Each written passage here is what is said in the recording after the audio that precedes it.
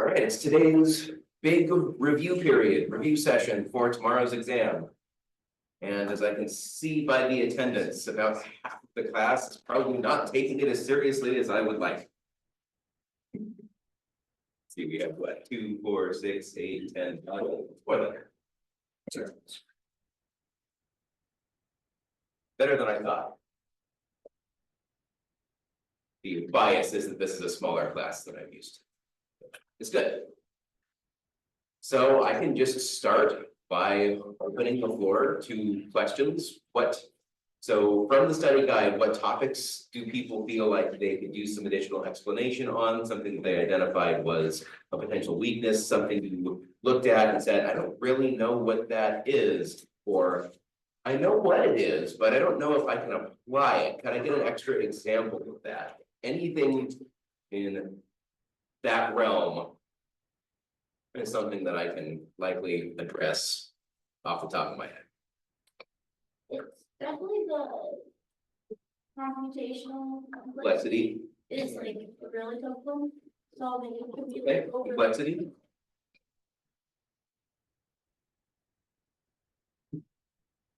Can we be any more specific about complexity? So and it doesn't have to be the same person necessarily. It can be, doesn't have to be any particular aspects of complexity. Yeah. When you have like all the nested for loops. Yeah, nested loops. Let's actually pull up that whole slide deck. And maybe I can explain with one of the examples, and then we can try to generalize this concept to the general case. So that if something like that were to show up on the exam.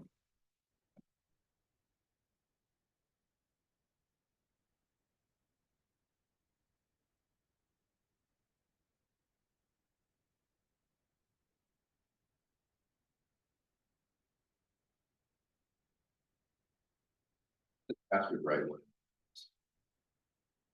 Problem with having complicated passwords.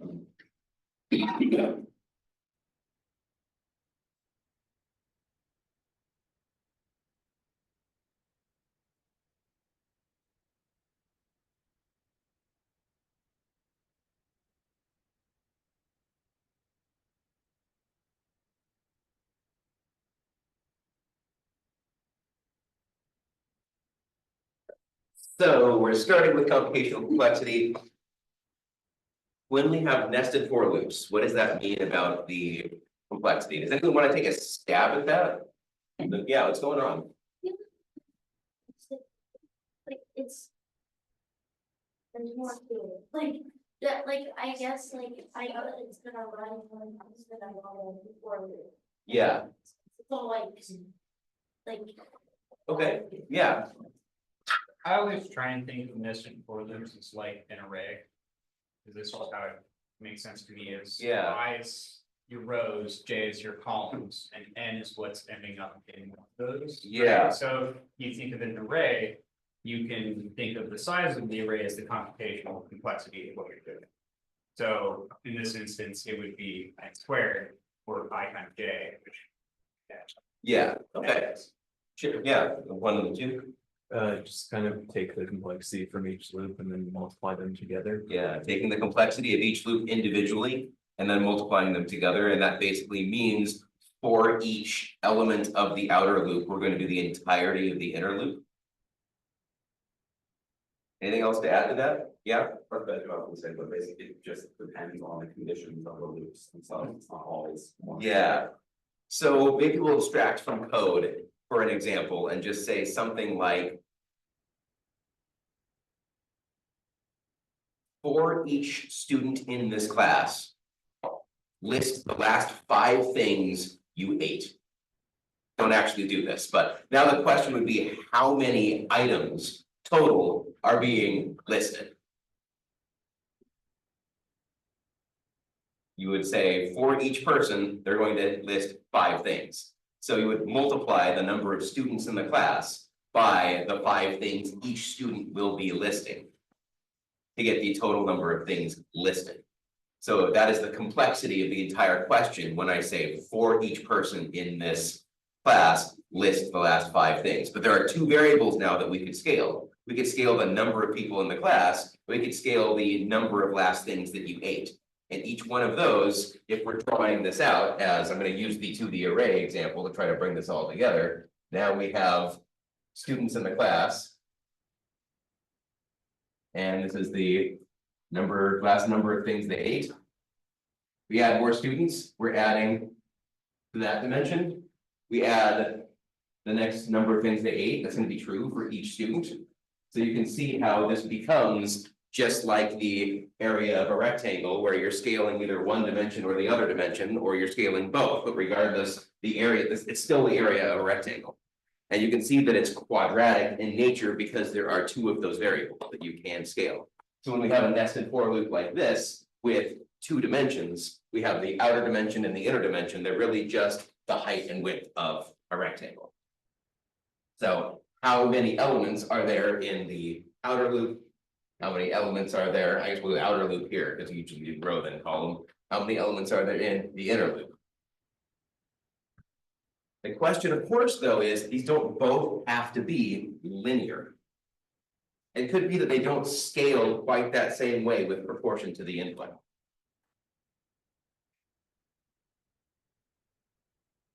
So we saw some examples where some of the scaling weren't linear. So we went to something like this one, where suddenly we had some logarithmic work in there. And the logarithmic work was a way of saying, when we double the number of one element, when we double the size of the input, we only have to consider one more aspect. And the way that I motivated this was the guessing game of greater than or less than. What is the size of the number that you can, of the domain of the numbers you can guess with an additional guess?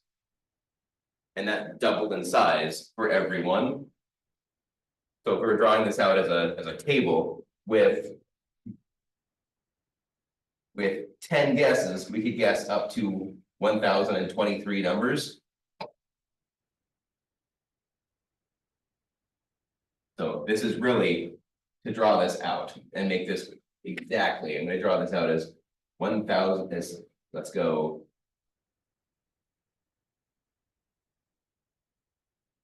Two to the 10th minus 1, or 1,024 minus 1.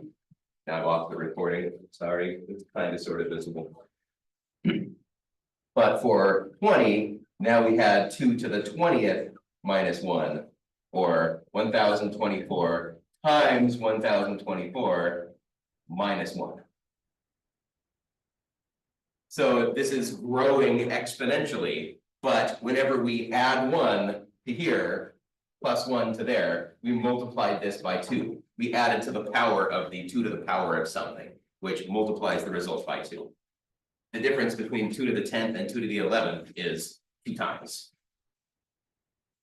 So whenever you see that relationship, plus 1 times 2, it's exponential if you're going this way, and if you flip the axes, then it's logarithmic. And it turned out that the variable here was this, the domain of the size of the guesses. The question was, how many guesses will it take? So the axes are flipped, so it was logarithmic. And it's similar to in code here, because we're saying every pass through the loop, we're multiplying our counting variable by 2. So the question is, how many times are we going through the loop based on the input? So in order to go through the loop one more time, the input has to be twice the size. And you can see that by the expression right here. To go through this loop one more time, n would have to be twice as big for another 2 times j to still be within bounds. Does that make sense?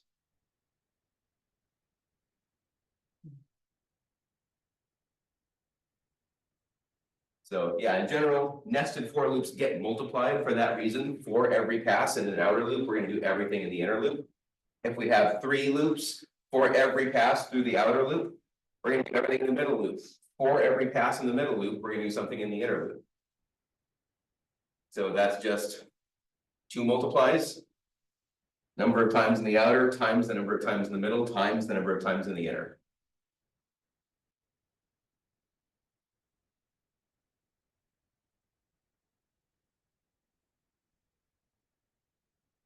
One thing to note about the actual preparation for this exam, I have not really had a chance. So I revealed an assignment on this yesterday. My expectation is people haven't completed this assignment, turned it in, and gotten feedback on it. Because of this, I will be less likely to put anything ridiculously challenging surrounding this, because you have not had the time to go implement it, iterate through it, practice it, get feedback for it, and know it. You haven't had that chance. So dealing with complexity, what's likely to be on the exam will be something that is more, what's the term I want to use? Certainly not definitional, but it's more tip of my tongue. Proof. Conceptual, what's the word? Thank you. So yeah, it's gonna be more likely to be conceptual than not. You Yeah, said that the assignment was posted, it should be. Did uh, I not reveal it? which is it just not, yeah, I don't see it in the assignment. Yeah. All right, I will go fix that immediately. Well, people, think of the next question or the next aspect of complexity that I can go over. So, yeah, what can I do? Will I very quickly make sure I don't forget to get that out? So I just wanted to clarify so theta, is that the exact order? Yes. Okay, Yeah, when you know the exact order of a function, then you will use theta okay. to. Yeah, I did not reveal it. I changed everything about it. And now it is revealed. My apologies. That'll be due next Wednesday. So again, plenty of time to work on it. It is a smaller assignment than this last one, significantly smaller assignment.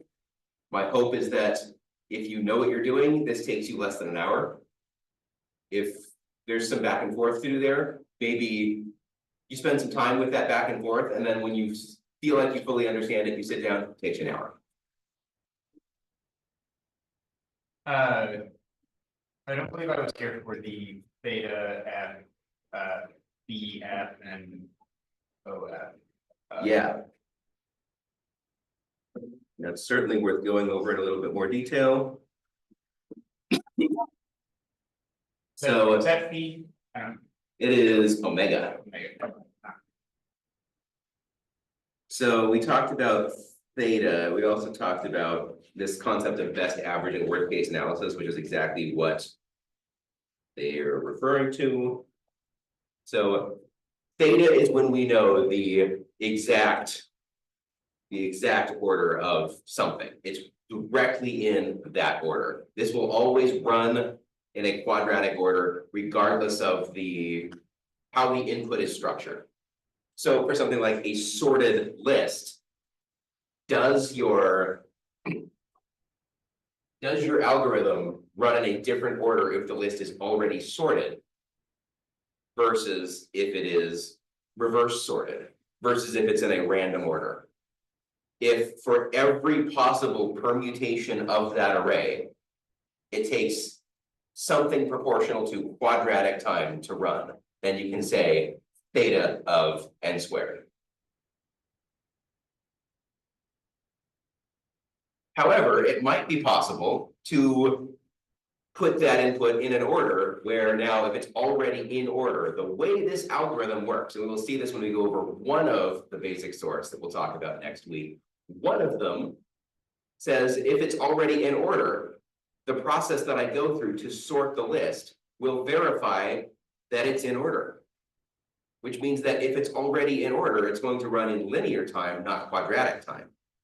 So because of this, you won't want to report that as theta of n squared. You want to write that as O of n squared, meaning that there are some inputs that may run in a lesser time than quadratic. In fact, if it's already in order, then we can expect that it will run faster than.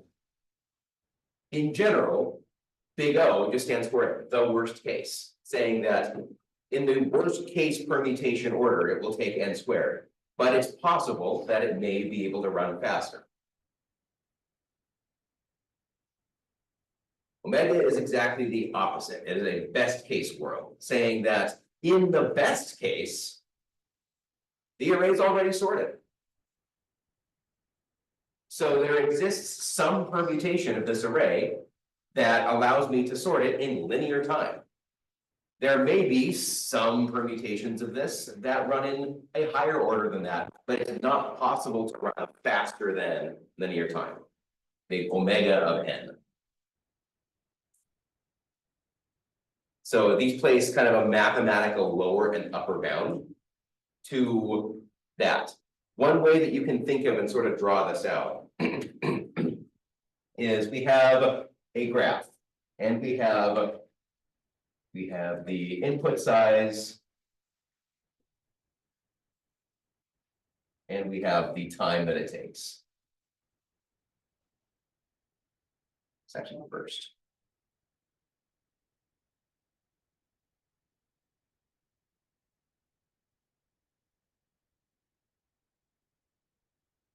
You can imagine having some kind of best case. As the input size changes, the time is going to likely increase of some kind, but let's say that we measure something like this, and this is the best case. And we measure another worst case, and it works kind of like this. So here we have our best case and our worst case. We know that the average case is going to be somewhere between those. We don't necessarily know where off the top of our heads. It would require usually quite a bit of math to try to figure out, especially for complicated problems. But if you want to report and say, well, here's the best case, there's some work up here, but we don't know what order all of the rest of this is in, but we can identify what this order is. You're going to use big omega. If you use the worst case and say, well, we identified the worst case, it's not possible to run in any worse than this, then you're basically using. But okay, I don't fully want to say that. Because the best case can still be big O. And say that I've identified an order for that. So let's first figure out. We have three different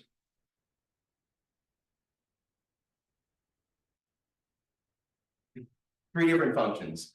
You can, in your attempts to try to figure out what those functions are, you can use any of those and say, I've identified a ceiling for this, a floor for this, or something in the middle for this. But basically, how are you an exact value for this? If that makes sense. So depending on your analysis, you get either a ceiling, a floor, or an exact order. We care about the worst case for the most part, because the best case doesn't usually tell us very much. Like for the sorting algorithm, it only tells us if it's already sorted, how quickly can we verify it? How likely is it to already be sorted? Next to 0. As the array scales in size, if it's really randomly permuted, the chance that that random permutation happens to be in order is minuscule.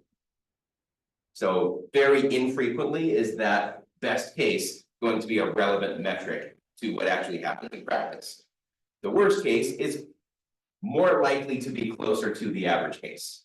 So since the worst case is easier to talk about and also gives you a bound that says this algorithm can't perform worse than this, then we like to say worst case. How you identify what that worst case is why you use O or theta or omega. So I could say, based on my analysis of this, I know that the worst case is either in a better order than this or this order. So you could say, this worst case is bounded by some value Cn squared plus Dn plus E. And if you could say that and just say, all right, I know that it aligns to this for any potential value. Now, it doesn't matter what these values are, but in fact, C could be 0. And since C could be 0, canceling this term, we don't know for sure if this is a quadratic function or something that is lower order than that. If C is 0, this is lower order, it's linear. So then you would say this is big O of n squared because this C could be 0. We don't know for sure that there's always a quadratic term, but we know that there's never a term that is higher order than that. So we can report that that is a worst case bound on this algorithm's running time. Yeah, So in that scenario, would it be incorrect to put theta there? technically, yes. If C could be 0. For some input, this gets ignored. So hypothetically, say you have just n squared plus d plus e, then can you say theta since there is no constant there? Yeah, if there's always an n squared term, if C cannot be 0. And you know there's no higher order term, then you could use theta. It says, yeah, for no matter how the input could be structured, there's always a quadratic amount of work to be done. Similarly, would it be wrong if there is no c, just say big O anyways, that's the same No. net? There's never any issue using big O. The reason is you can think of theta as equals, you can think of big O as less than or equal to, and you can think of omega as greater than or equal to. There's an equals in each of those. So theta only really exists to say there is no less than, there is no greater than, it's always in this order. Big O is correct whenever you would use theta. Big omega is correct whenever you would use theta, but theta is better because it carves more out of the pot. You're saying more by saying theta. It's exactly this order. There's no ambiguity. It could be less than. It couldn't be. It's like saying we have two numbers, 12 and 12. Is it incorrect to say that 12 is less than or equal to 12? It tells you more to say that 12 is equal to 12. That's more information than 12 is less than or equal to 12. That doesn't make this wrong. It just means that if you could express this as one or the other, you would prefer to communicate it in the way that tells more information. At least that's how I prefer to think about it.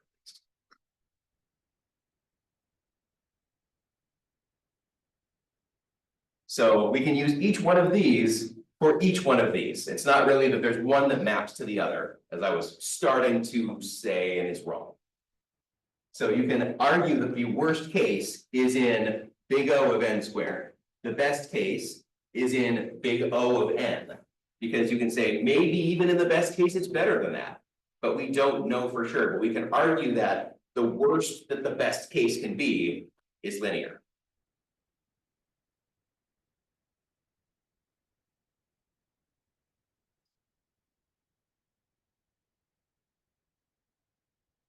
Yeah, So then, all of these are just representations of the same computational, like, function, like. You have Cn squared plus Dn plus E, right?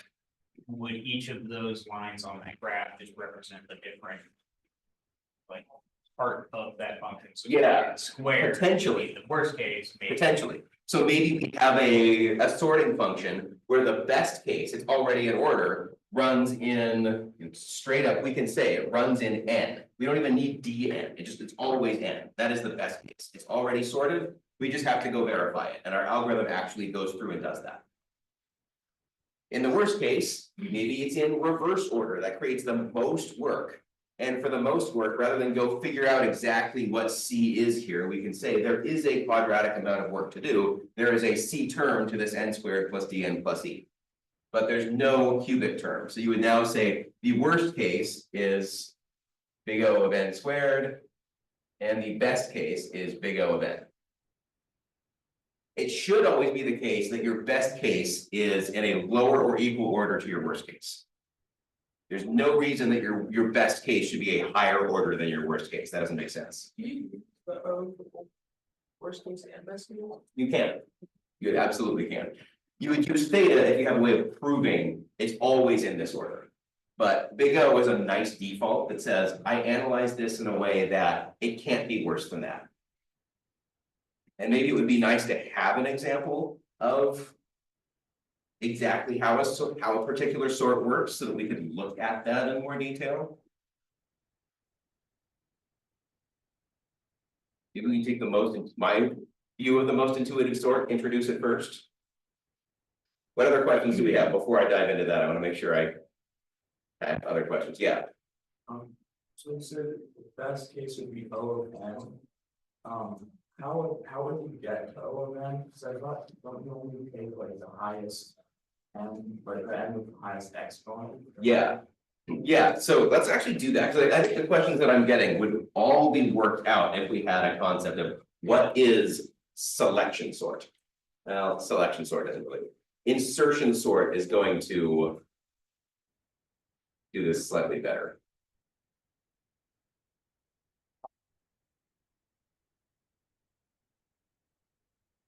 Now, I'll use selection sort because it's the most intuitive. It won't get to that case specifically, but we can talk about it. So the way selection sort works is we have, and I'll do this in a lot more detail officially next week, but we have an array of values, and I'll get actual values and work with them. But let's for the moment just say we have 8, 3, 17, 4, 19, and 6. So not remotely in order. The way that selection sort is going to work is we're going to look through this entire array. We're going to keep track of the first pointer, which is we want to identify what goes here. So we're going to keep track of basically a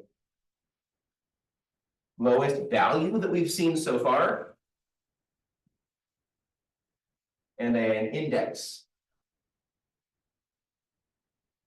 where that came from. At the end of this work, we're going to do a swap with the value that is where this arrow is pointing and the value that is in the lowest index, wherever that happens to be. So we're going to initialize lowest to be, we write indices here, 0, 1, 2, 3, 4, and 5. We would say, all right, we're going to assume that lowest starts at 0, it is 8, and it's found at index 0. That is how we're going to initialize this with the value that is right there. And now we're going to look at every other index here, and we're going to see, is this value lower than this value? If it is, then we're going to update the lowest index. So is 3 less than 8? Yes. So we're going to replace lowest with 3. We are going to replace lowest index with 1. Moving on, is 17 lower than 3? Smaller than 3? No. Moving on, is 4 smaller than 3? No. Moving on, is 19 smaller than 3? No. Moving on, is 6 lower than 3? No. Moving on, we're done. We're out of bounds. Once we finish this process, we know what goes in this spot in the finalized array. We found the smallest value in this array as well as where it is. So we're going to swap what is currently at position 0, where this arrow is pointing, with the value in lowest index. We're going to swap this 8 and this 3. We're going to bump up this arrow to point here. We're going to reset lowest and lowest index to 8 and 1. We're going to go through that process again, starting here. Is 17 smaller than 8? No. Is 4 smaller than 8? Yes. So we're going to update. This becomes 4. This becomes 3. Is 17 smaller than 4? No. Is 6 smaller than 4? No. Now we know what the smallest value is as well as where it is. We're going to make a swap with what is here and what is there. So this 8 becomes a 4. This 4 becomes an 8. Moving on. And you'll see that As we do this, I'm gonna start taking a shortcut. The lowest value here is 6. We're gonna swap the 17 and the 6.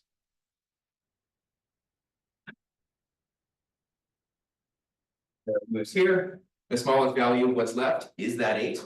So we're gonna swap it with itself. Moving on, the smallest value that remains is the 17, so we're gonna swap the 19 and the 17. Moving on, we're pointing at the last element in the array, so we are done. When this process completes, the array is sorted. We buy that, that's always going to work. Let's start to analyze the complexity of it just for fun. So, does it matter what order the array is in when we start? Think about how much work needs to be done if the array is already sorted. Think about the amount of work that needs to be done if the array is sorted in reverse order. Think about the amount of work that needs to be done if the array is random. Instead of counting, think about it in terms of what is the order. As this list scales in size, what is the order of the function that maps to the number of comparisons that we need to make? Is this smaller than? Whenever I said that, that's an operation.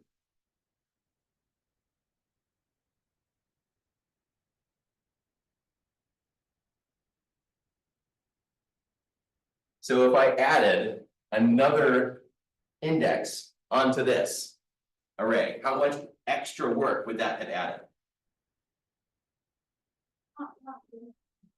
Well, when we identify what the lowest one was here, we'd have to check that value. When I identified the lowest value here, I had to check that value. When I identified the lowest value here, I had to check that value. So this would add plus 1, 2, 3, 4, 5, 6, probably with itself too. We're going to go with that, even though you could shorthand that. But I'm going to say this adds plus 7 comparisons to this. If I added another one after that, how many would it add? 8. If we go backwards, how many did this one add? We start to see the pattern. This was plus 6. Oh man, it's coming up again. That same 1 plus 2 plus 3 plus 4 plus 5. We went through that work to figure out what order that was in. What order was that in? Was n squared minus n over. Over 2? Yeah. Yeah. So it's order n squared. But yeah, Whenever we see a pattern like this, we can now just shorthand that and say, that's quadratic. Would that be the case if the array was already in order? Could we shortcut that at all and verify it's already in order? yes, Not without checking for it first. yeah, so it'd be, but wouldn't it just be order n at that point? If we did that check, but that check is a total waste of time if it's not already in order. So based on the algorithm as it is written, we still have to compare, even if it's already in this exact order. We ask, is 4 less than 3? No. Is 6 less than 3? No. Is 8 less than 3? No. So it doesn't matter if it's in order or not, it's the same amount of work, regardless of how the input is constructed. So we can say, in the best and worst case, this is quadratic. Is there any order to this that would allow us to ignore that quadratic term? No, not really. So we can identify this really as theta of n squared. That said, it is almost always reported as O of n squared. In fact, theta is very rarely used in computer science outside of proofs and proof-related work. If it is theta, it usually just gets reported as O. So it is very much not wrong to say that both the best case and worst case of this selection sort algorithm is O of n squared. That tells you that the average case is also O of n squared, without having to do any further work. If the best case is quadratic and the worst case is quadratic, the average case has to be in between them somewhere. So that has to be quadratic as well. we could go into more work to figure out the exact function, exactly how many comparisons are we making. It turns out, for this case, to be relatively easy, but it's less relevant in the big picture to see how well this algorithm scales to really large arrays. Questions? Yeah. Might be going a little further ahead, but how does that then apply to when you're doing the half sort? Where you go halfway through, check, and then half again, and then half again. We will certainly be coming back to that. We will be going over all those kinds of sorts. Yeah. And seeing exactly what orders those run in and comparing them to sorts like this. Okay. Later in the class. Good to be thinking about though. And then the other question I had was, I don't quite remember some of the abstract data type stuff, the Yeah. OOP construct. Yeah, I don't quite remember what that acronym is. Dan? for which one? Question B on the, or point B on the study guide, what is an abstract data type and what OOP construct is? Yeah, so OOP is just object oriented, principle Just object like oriented. T. Yeah, Oh, so an abstract data type by itself, does anyone want to answer that? Has anyone put together their sheet of notes or knows what an abstract data type is? Yeah, I mean, I have like a general, well, no, because that's a generic, because generic to me is, yeah, so abstract data type is usually referred to as an ADT. Yeah, Is it just kind of a way to describe what a data type does rather than its implementation? Yeah, Does it? yeah, so it's the big picture of the implementations that we have done. So the abstract data type that we have seen is a list. This doesn't specify what kind of list, but it already tells you what it can do. With any kind of list, we can add at the end. With any kind of list, we can remove in the middle. We can query its size. We know based on that exactly what it can do. So what object-oriented construct does exactly that? Maps to that concept. that'd be like a node. Not quite. Good guess. Anyone else? Yeah? Interface. That's exactly right. So this is equivalent to an interface. Because the list interface tells us everything we need to know about implementing a kind of list. An array list implements the list interface. A linked list implements the list interface. All the different kinds of linked lists implement the same kind of interface. It's an abstraction. When we call this an abstract data type, we're saying it is abstract. You know everything you need to know without knowing a lick of its implementation. Yeah, So an abstract data type is something that is describing the function of a data type rather than like yes, what it specifically is. yes. Like an Because you don't have enough information, even without thinking about it as a generic. Yeah. You don't even know the internal representation. How is this list stored in memory?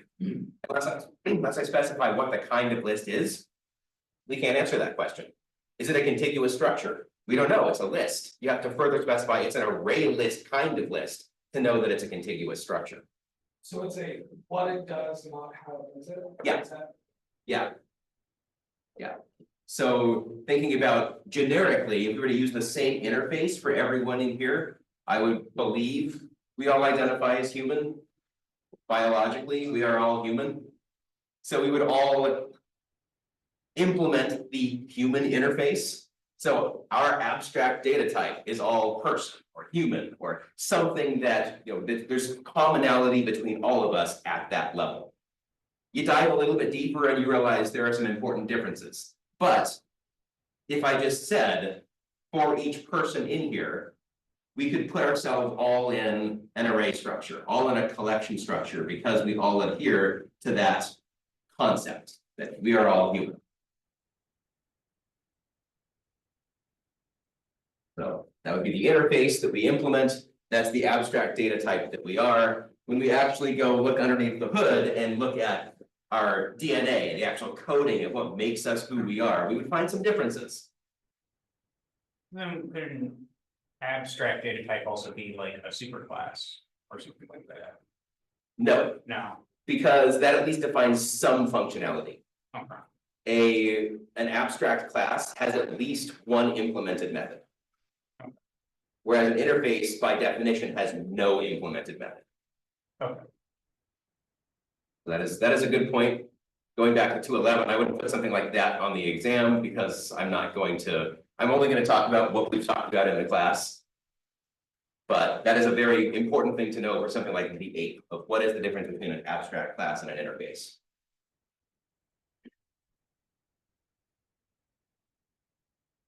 What else can we do? Yeah. We just go over generics a little bit. Yeah.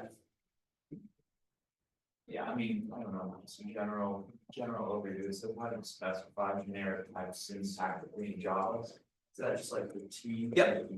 Yep. Where would you put the bracket T? Where does that go? When do you use it? When do you not use it? And it goes after you make a object, right? An object of that type, you define an interface or a class. So in that definition, you will say each one of these has a type. Whenever you need to specify what that type is, when you're writing the blueprint, you're going to abstract from it and say it's a T, but everywhere that there is a T, it's the same T. So if I make a list and I instantiate that list to be a list of doubles, it's no longer a generic, and everywhere in the blueprint it says T, we're replacing that with double, double, double, double, double, double. And now this instantiated list stores doubles.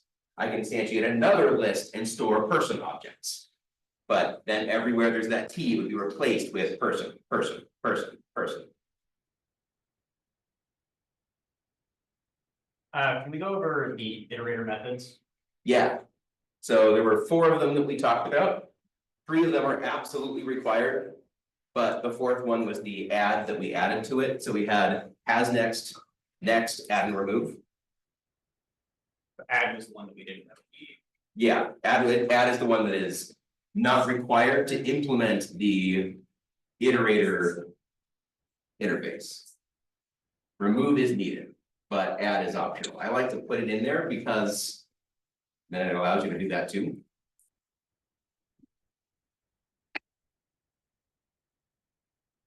And the purpose of the iterator is just through like a list. It's to be able to iterate and modify while you're iterating. Okay. So in the process of going through this class and saying, all right, I'm going to do the opposite of what first came to mind. I'm going to walk through this class. And if you currently have an A, and it doesn't matter, but just imagine if you currently have an A, I'm going to give you a gold star and say, you don't need to be here today. You can just go home and have a party. If I now had a list of associated indices and say, I don't know your names, I refer to you by the number of where you are located. So we have 0, 1, 2, 3, 4, 5, 6, 7, etc. Knowing who to go to next if I removed and you had to shift over to be in the seat of the next person. When I give someone a gold star, they leave and the shifting happens. I think from my perspective, I've already handled the person sitting in chair 0. So I move on to chair 1, but the person who slid over to chair 0 goes, well, what about me? I have an A in the class and I never got a gold star. Because of that iteration process, because you know that loops work on based on indices, once you're done with index 0, you move on to index 1. But what happens if during that process, there's a removal that shifts the indices of everything else that's in the list? Some element gets ignored. Some person doesn't get a gold star who deserves a gold star. And for that purpose, we don't do remove and next right next to each other. Yeah. So next, you can think of the way that an iterator works is when you call next, I'm gonna point and basically say, the next time that I add or remove, it's going to be that object. If I do add or remove, rather than pointing at the next thing, because the sliding still has to happen, I'm going to detach myself. And not point at anything. And then when I call next again, that's where the logic is, to reconnect. So when I call next, I have to figure out where is the next person. If a remove just happened, then I know a disconnect is there. If that happened, go back to where I was. Yeah, So the combination of method calls that aren't supported is pretty much any modifications back to back.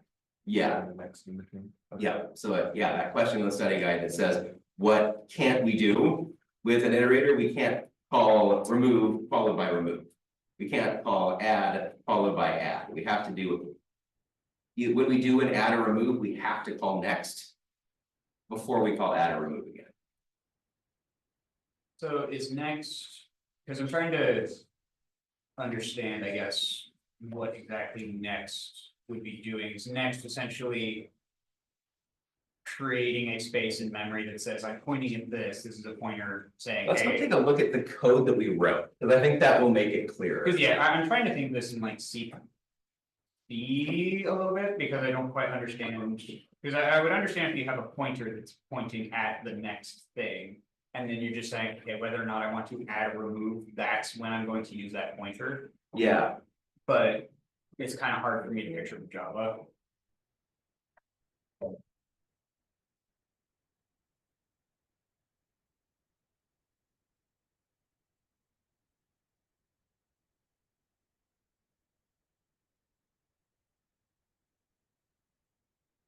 all right, so here's the next that we wrote.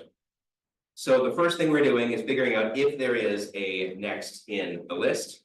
If there is a next in the list, we get past this. So we know that when we set this whole thing up, we're setting the current position and the previous node to null. So when we call has next, we're doing nothing that sets anything. We're just determining, is there a new element? When we call next, we're actually setting pause. We're setting the current position. If pause is null, that means that we're not pointing at anything. So we should point at the head. Otherwise, we're going to point at the next element. Great. But in remove, we note that we say we are actually going through and setting pause to prev. And what this is doing is we are, when we remove, rather than saying, we are going to look at the next element. We're saying we're going to point back at the previous element so that when we do call next, we go back and say pause equals pause dot next. If we remove a target element at position 4 in the list, there's a new position 4 that we need to look at. So we're setting the current position instead of at that next element, we're setting it back to the previous element. So that, so you'll notice how none of this is index based. When we remove, the indices switch, but the previous node's next will still get us when we do that remove. The new next for the previous node is the node we removed next. So that logic allows us to make sure that we're always looking at the next node, the next node, the next node, rather than something that's happening when we. Without it, it leads to some pretty fun bugs. Fun in a very weird sense of the word fun. Theoretically. So we are out of time for the class. I will anticipate easily spending the next 2 hours of my office hours handling any individual questions that people have. Feel free to come follow up any of these points. I can continue to draw out anything that we talked about in this review on the board. Remember that there is another review video from the last time this course was taught. I recommend going and taking a look at that as well. Be prepared to write code on this exam. I do not expect your syntax to be perfect. I'll be looking for ideas over absolutely perfect syntax. But if it's particularly egregious syntax, then you may have some deductions. So I'm not going to say you missed a semicolon. You get no credit. Every question on the exam has partial credit as a possibility, Will you take away half of that, or that's a semicolon? probably not. If it's something that's constant, if there are no semicolons in your program, I might take half a point saying, remember your if you miss a single semicolon, that's a small mistake. If you put your generic variables in the wrong places. That's the kind of things that I would deduct a bit for to say, this syntax is wrong. But most of the credit is going to be, do you get the logic of what we are trying to do? It's gonna be at least 70% of the total credit of the problem is Okay. logic based. Are you work with a find node before method? Maybe. Okay. I would also do something like, know that it exists, so that you don't have to reinvent the wheel. If I say something like, you can use all of the code that we wrote in class. You won't necessarily have that code in front of you, but if you know what those methods do, you don't have to reinvent the wheel to add at the end. Saying, assuming we have that code, you say, I'm gonna call add. Yeah. I'm gonna call find node before, you don't need to reinvent the wheel.